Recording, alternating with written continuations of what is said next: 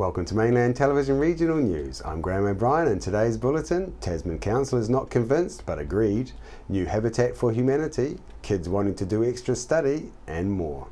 Tasman District Councillors reluctantly ratified the housing accord with government last month.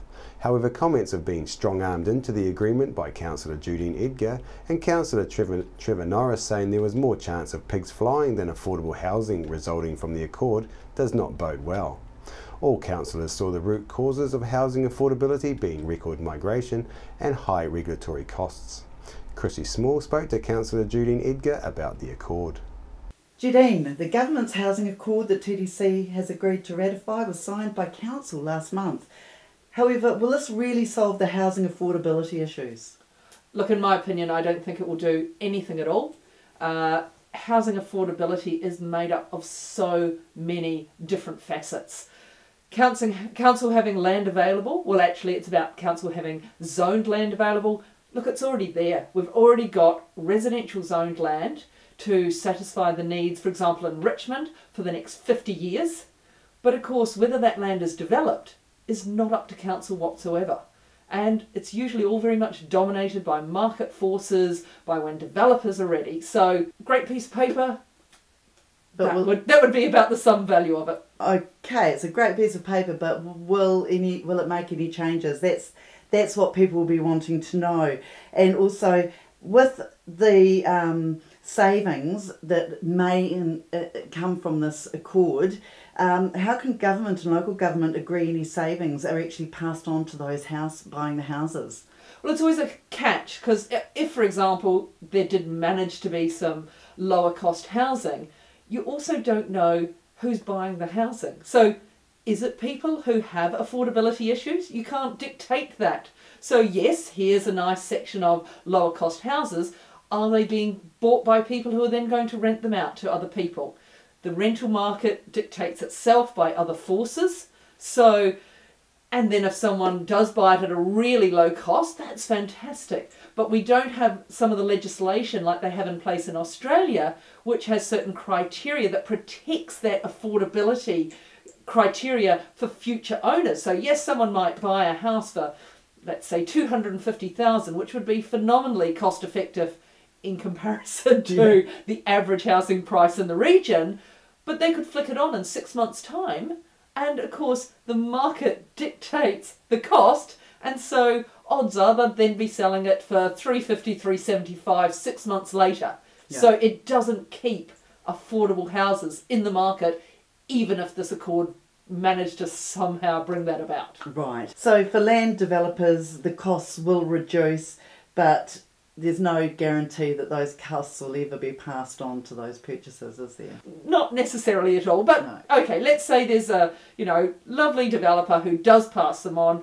As I just said, it doesn't mean the savings stay there because they can't dictate who buys the house. There's a loss of revenue to council with this accord, obviously, so these cost cuts, who's going to actually pay for these cost cuts in the long run?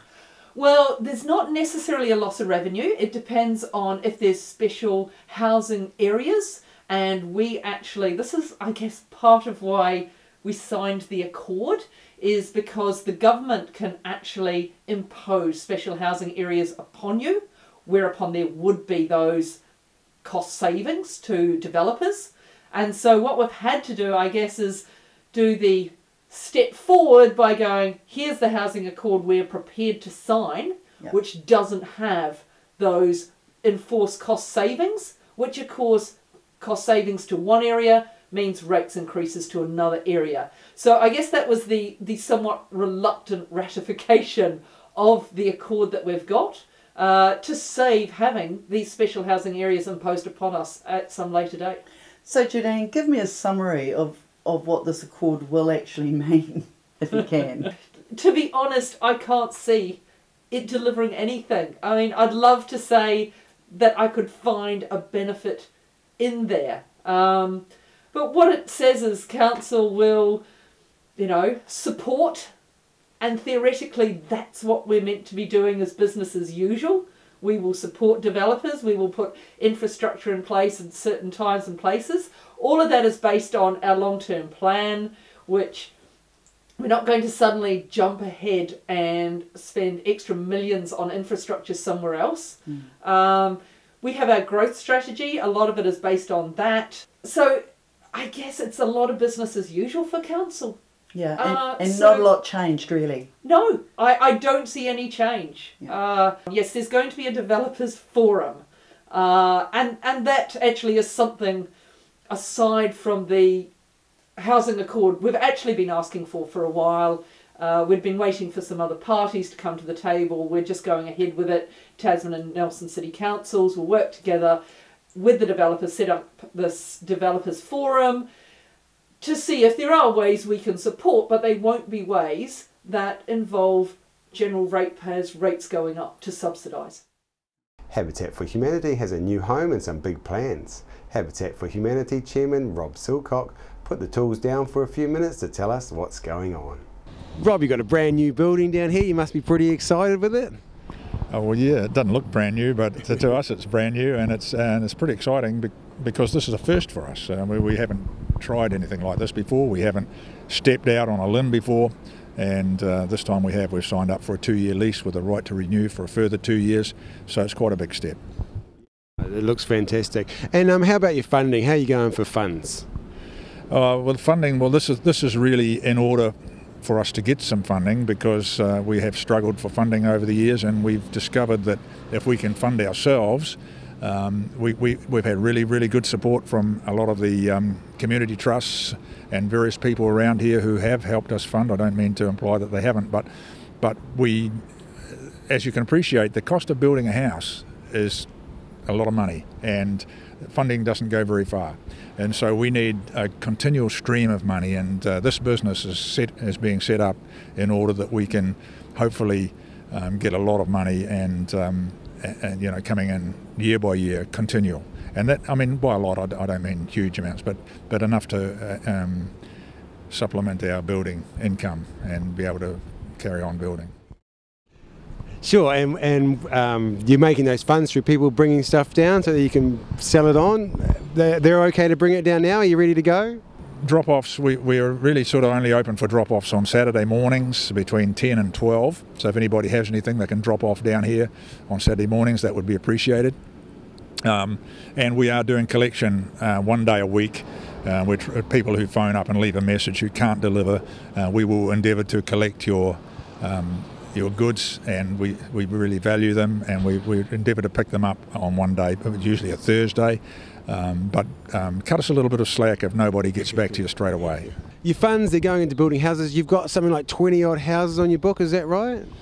We have 12. We've just handed over 4 to their owners a couple of weeks ago, and so that cuts us back to 8. We've got 2 that we will be building towards the end of this year, which will bring us back up to 10 again. So it's a continual rollover. Yeah, that's fantastic. Hey Rob, thanks very much for taking time out of your busy day of fixing it up, and thanks very much. Thank you, and thank you, Nelson, for the support that we've already had, and we look forward to getting more support as we roll on. It's not a one-off. This is something that we intend to be here for a long time, and with the support of Nelsonians, we can make this into something really special. Thank you. When children aged between 7 to 14 are volunteering to study in the evenings, the teacher must be doing something right. I spoke with Aidan Curran to tell us what is Coda Dojo and what makes local kids want to join. Aidan, thanks for coming in and talking to us today. Welcome. Can you please tell us, what is this Coda Dojo? Coda Dojo is a computer programming club for children. It targets children aged between 7 and 17, although we're targeting the younger age group, 7 to 12, 14 age group. But basically it's about teaching them programming skills. Right, which is pretty difficult. There's a lot involved with computer programming, and so it's better to get them started young. Yeah, the younger they are, the faster they learn, isn't it? Yeah, exactly, yeah. So you're not actually playing with computers, you're actually writing the computer programs? Yes, they're writing computer programs. They are motivated by the fact that they're maybe writing computer games or animations, but they are learning the the basic concepts of programs like variables and looping and you know, all those geeky computer concepts, but they're learning it in a way that they really enjoy and are motivated by. Yeah. Because they get to play with the end product when they've made it. And there's just no better way to learn there. Exactly. I mean, all kids love computer games, but if you can get them actually building the computer games, then they're learning by doing it, and they actually really enjoy that experience. Yes, it's amazing. And how did you get involved in this? Well, I work with computers myself. I'm a web developer, so I do some programming, and I heard about the Coder Dojo organization through my brother in Ireland. It actually started in Ireland, and then it spread to a global organization. And I just thought it was like a really cool concept, and I could have imagined if I was a kid that I'd really love to do something like that. So I kind of just sat on the idea for about 6 months, and then I got to thinking. I looked up in New Zealand to see were there any Coder Dojo clubs, and New Zealand just had 2 of them at the time. One in Invercargill and one in Porirua. So I got in touch with those people, and they really encouraged me and give me some resources for getting started. And then I just got in touch with some of my network of technical people that I work with, and got a few volunteers on board. And then we got NMIT on board. That's great. So I was going to ask, what support have you had from the community? So you got a few volunteers, and what's going on in the community? Yeah, we started just with a few people that I knew, and then I got in touch with somebody from NMIT, and they were already thinking about doing something along those lines, and it just tied in with what they were their ideas of what they would like to do to help the community.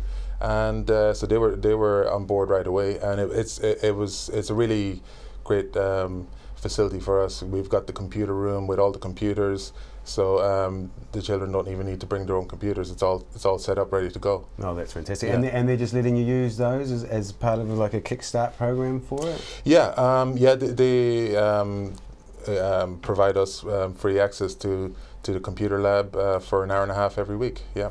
Fantastic. Yeah. It's really good to hear. Yeah.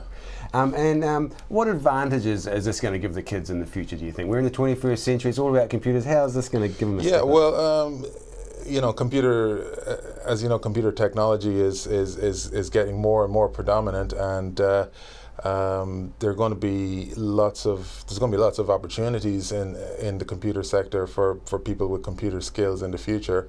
So it's going to become a very important source of employment in the future.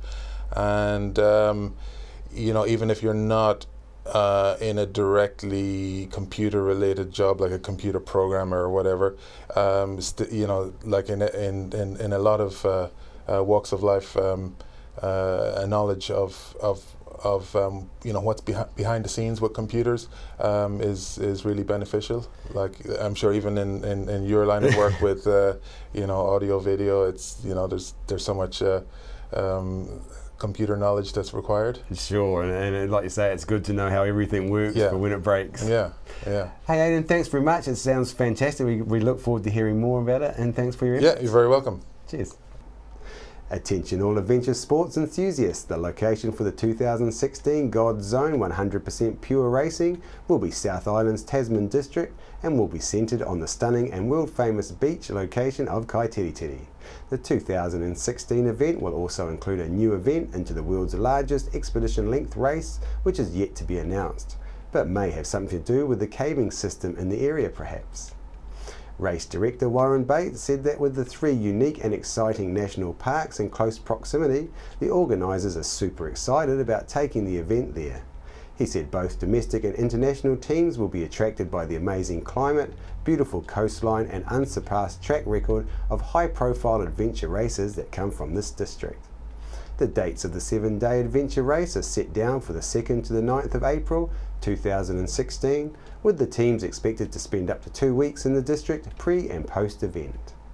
Winterruption kicked off this week and it was all happening down at the Richmond Mall for the kids when Chrissy Small caught up with event organiser Paul McConaughey. Paul, Winterruption, well, it's kicked off, and I believe we had the cooking demonstration take place yesterday, which was, of course, Tuesday, and we've got another one coming up. Tell us about how it's all going. So far, so good. The winter has erupted here in Richmond. We had cooking demonstrations yesterday. Jeff from the Wooden Spoon cooked up some delicious salmon fish cakes, and those that were along were treated to a hearty meal there. Tomorrow, we have the Salador at Waimea Estate coming along. I'm not quite sure what they're cooking up, but most likely something pretty scrumptious. Okay, so and what time is that all taking place? 4 o'clock. We're here back in the Richmond Mall, just down by the Farmers Foyer. So get along, it's free tastings and a chance to sort of find out a little bit more about how to cook healthily on a tight budget. Great. Now, look, do people get to try any of the wares after the cooking's been done? Absolutely, yeah. We make sure we've got many to share around, and always after some feedback from the public what they think, and we provide them with an ingredients list and a recipe so that they can try these recipes at home as well. Oh, it sounds delicious. I'm sure that I'll be there. Now, okay, over in the background here we've got the face painting and cookie baking for the kids. That's right, yep. We ran this on Monday as well, so it's backed by popular demand. Kids get about 20 minutes to create their own cookie creation. Take it over here to Muffin Break. They bake it up, and kids get a cookie that they've created and that they can take home and try themselves. Oh, that's a great collaborative effort, isn't it? Very much so, and we're stoked to have MediaWorks on board too to help out with these activities too, so they really push it along as well. Yeah, great, thanks very much, Paul. No worries. A young Nelson teenager has been given what is thought to be his last chance at surviving a mystery illness that has struck him down and caused him to be admitted to Wellington Hospital in April this year. 19-year-old Alex Renton has been kept in an induced coma and has not responded to any mainstream medications to bring him out of his epileptic seizure. His family have been asking that government intervene to enable the use of a cannabidiol product that has been identified as a possible way to bring Alex back from his grand mal type seizure. Last week, Labour's MP for Tasman, Damien O'Connor, called for government to sanction this drug to give Alex a chance to come out of his seizure. And this week, Cabinet Minister Peter Dunn signed off on allowing this drug to be used on Alex. However, Dunn said that this wasn't a precedent and shouldn't be seen as a significant change in policy. After the break, we'll bring you the latest weather update and some events and happenings coming up from around the region. Why would you want to pay as much as $1,000 for a single bed mattress when you can buy a high quality locally made mattress like this for as little as $220? And a queen size mattress could cost you in excess of $3,000, but at Nelson Beds you could have a mattress like this as low as $425. So why would you go out and spend a fortune on your child's bedroom when you can come to Nelson Beds and buy a complete single mattress and base set, a 7-drawer Scotch chest, a headboard and a 3-drawer bedside cabinet for as little as $979? So call and discuss our custom manufacturing options and local after sales service at Nelson Beds, Nelson's only bedding manufacturer.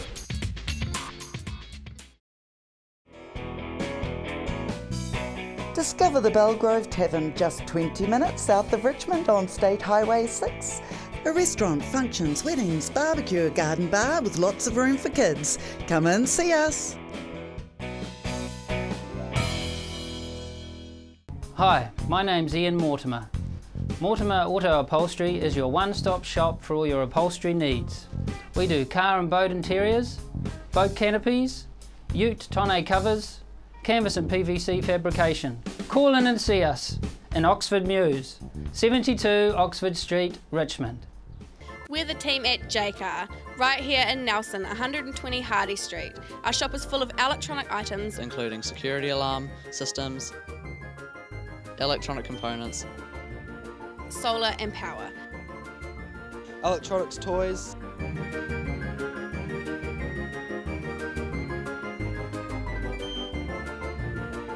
sound systems, cables and much, much more. Jacob. 120 Hardy Street, Nelson. I'm Francis from Nelson Auto Glass.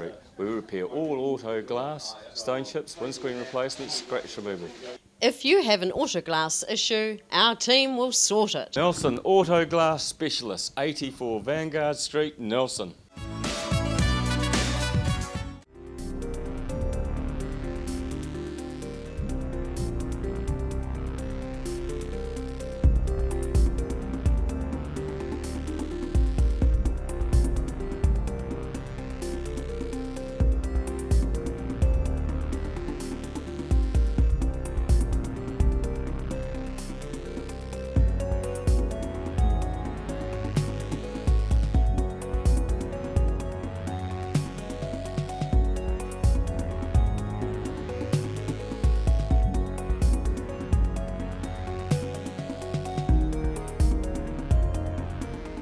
Here's something for your diary. Do you want to see healthier food options in Nelson? Come and attend a meeting to talk about it. You're invited to share your ideas about the design of an app for collecting information about the food being sold in places around your community. The meetings will be held in the Victory Community Centre on 2 Totara Street in South Nelson on Monday 13th of July from 6:30 to 9 p.m. and Tuesday the 14th of July from 12:30 to 3 p.m.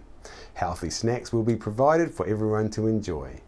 These meetings are hosted by the Food Back Project team. On behalf of the team here at Mainland Television News, thank you for joining us, and we'll bring you the latest news and events from around the region again tomorrow.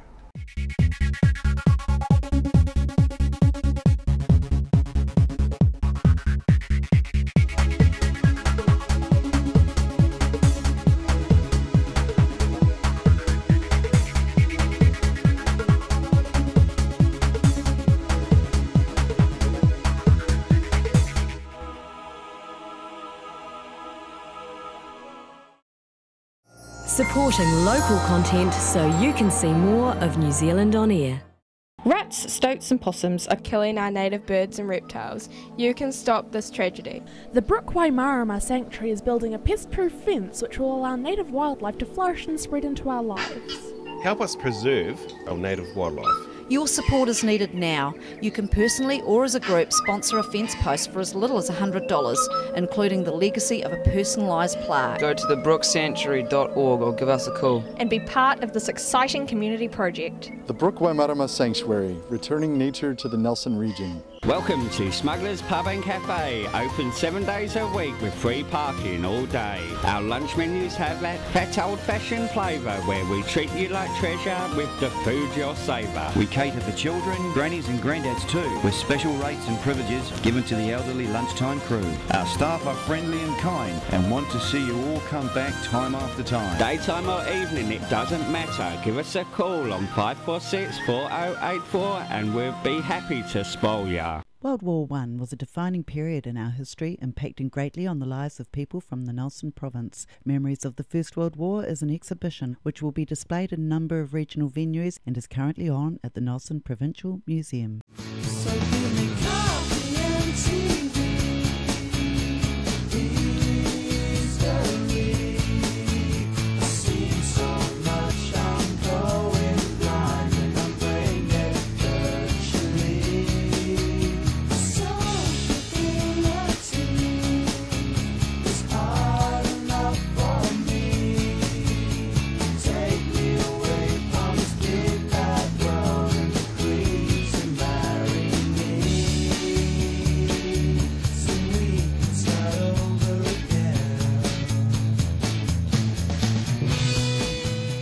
I'm Francis from Nelson Auto Glass. We repair all auto glass, stone chips, windscreen replacements, scratch removal. If you have an auto glass issue, our team will sort it. Nelson Auto Glass Specialist, 84 Vanguard Street, Nelson.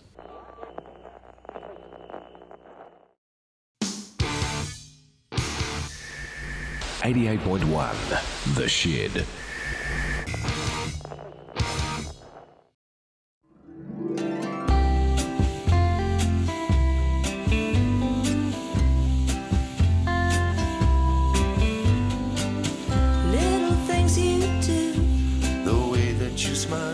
Maybe me and you, perhaps in a while. If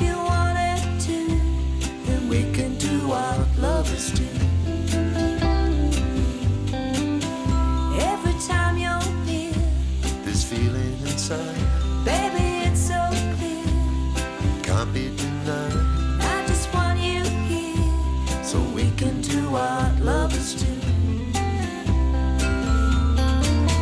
Lovers walk in the park, kiss in the dark, they're hardly ever apart.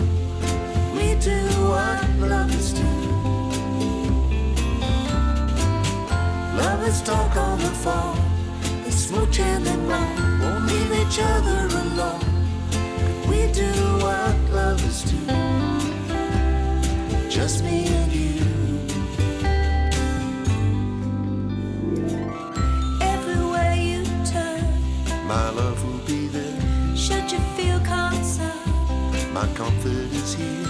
No, I wanna learn, so we can do what lovers do. Means a world to me, if this love is true. Now the heart's set free, and starting anew. If we both agree, we can do what lovers do. Lovers sharing their lives, no need to disguise the look of love in their eyes. We do what lovers do. Lovers greet the new day in a lover's cafe. Love and live in this way. We do what lovers do, just me and you. Other people say, you know love is blind, and I hope and pray we will both find there will come a day when we can do what lovers do. We can do what lovers do. We can do what lovers do.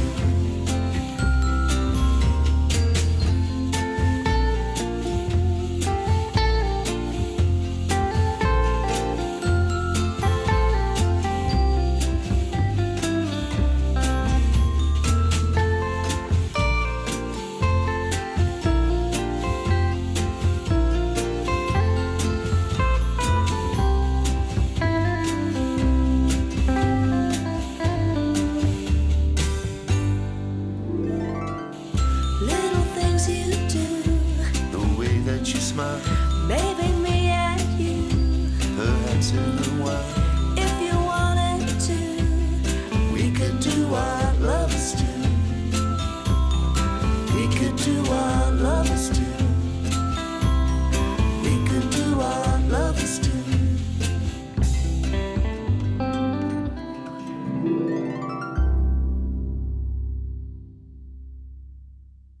We're the team at Jaycar, right here in Nelson, 120 Hardy Street. Our shop is full of electronic items, including security alarm systems, electronic components, solar and power. Electronics toys.